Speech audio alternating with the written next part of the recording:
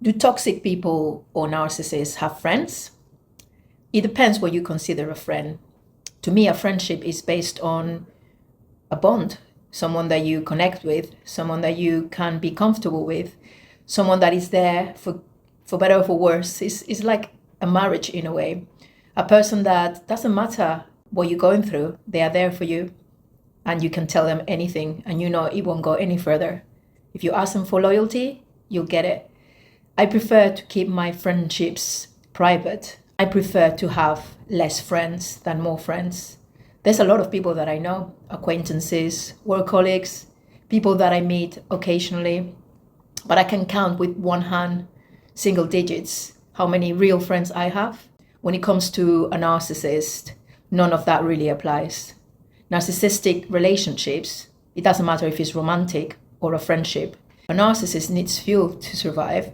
So yes, they will have people that they call them my friend, but they cannot count on them for anything. Neither the narcissist nor the non-narcissistic friend. Narcissists use people. It's a well-known fact that narcissists do not connect emotionally. And you have to connect emotionally with a friend. Friend needs to know who you are. Friendships are essential for our survival. They can affect your mental health. They can affect your physical health. Friendships, we are social animals. So we need friends around.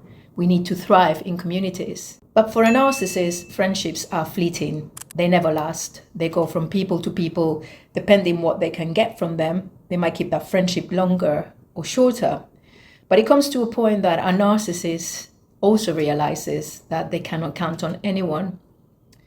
Narcissists have plenty of acquaintances and people to go out for a drink, people to go out on the pool, wingmans, wingwomen.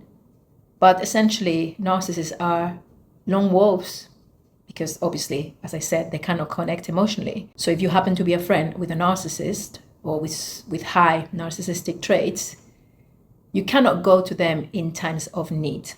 They will surely come to you in times of need, but you cannot count on them in times of need because the narcissist will always prioritize themselves rather than helping a friend in need.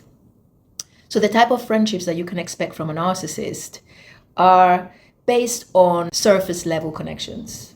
As I said, mostly people to go out with.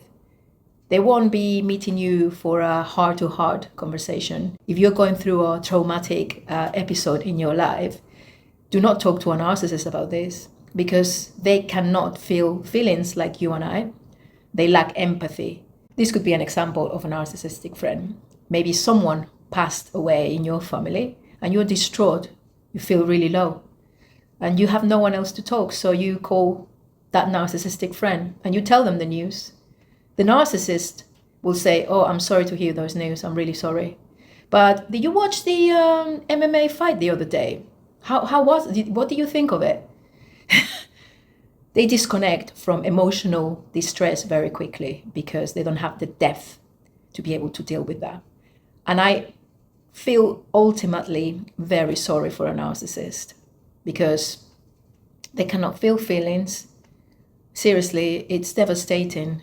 I have seen it firsthand with someone that when he realized that he didn't have any friends, and this is a narcissist, completely collapsed and then went into a deep depression because he knew that no matter how hard he tried to exhibit the grandiosity, no one was buying it.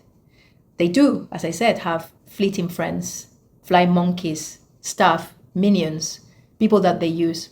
But don't get me wrong, those people also want something from the narcissist. They might be themselves narcissists.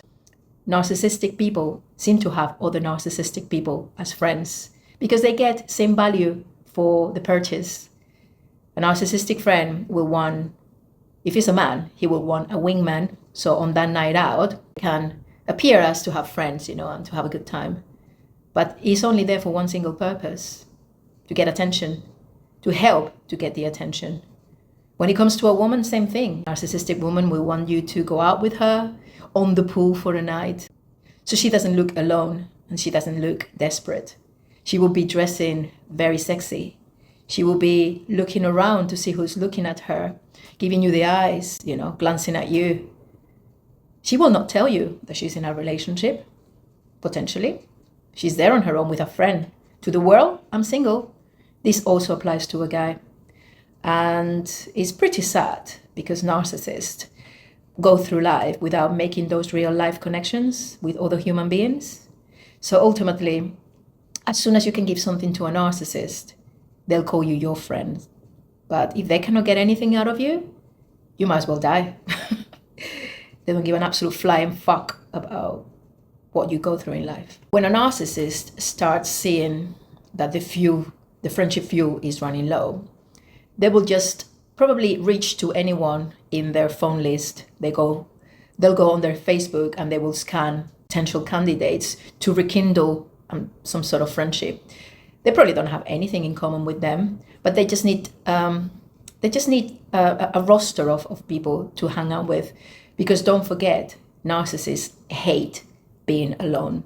They can't stand the idea of being alone. They find it nauseating. They find it drowning. They drown in their own shit.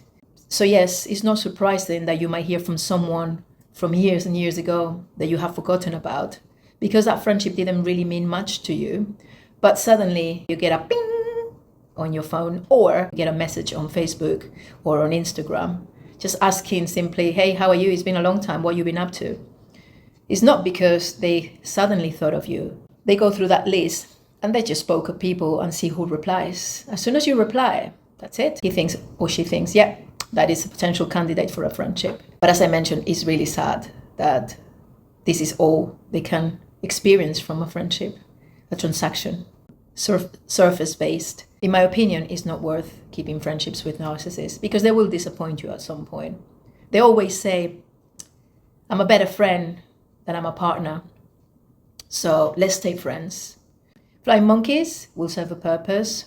The wingman, the wingwoman, the staff, the person that does the dirty deeds for them, but they also benefit from it. So it's a sort of like transactional relationship, as I mentioned. So that's my opinion on friendship and narcissist. But I forgot to say that I'm really grateful for you being here, watching these videos. My name is Vanessa, and I just want to mention again that this is all based on my own opinions and personal experiences. I do not call myself a professional. I do not want to gain anything out of this.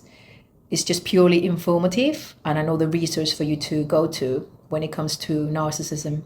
I've been researching narcissism for the last 3 years of my life, and I find it quite intriguing as well as disturbing. So on that note, I just want to say again, thank you very much for watching, and see you again very soon. Take care. Bye.